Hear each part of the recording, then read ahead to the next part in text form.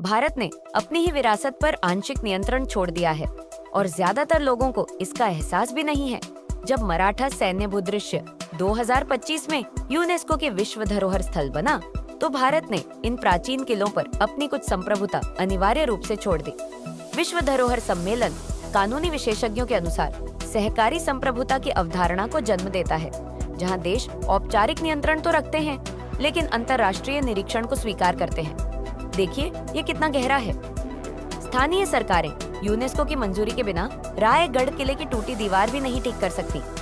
जिंजी किले में तूफान से हुए नुकसान के लिए मरम्मत पर अंतर्राष्ट्रीय नौकरशाहों के हस्ताक्षर की आवश्यकता होती है।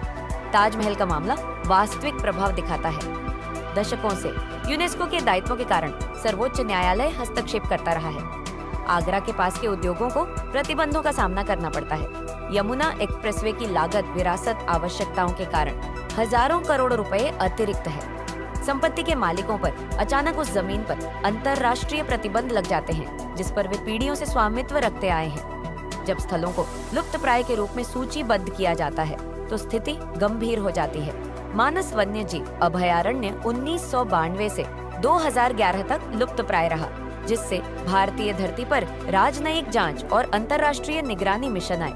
यह विरोधाभास बहुत बड़ा है।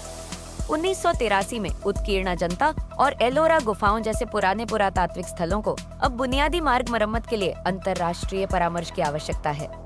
जो निर्णय पहले भारतीय पुरातत्वविदों द्वारा लिए जाते थे, अब उन्हें यूनेस्को प्रोटोकॉल के अनुपालन की आवश्यकता होती है।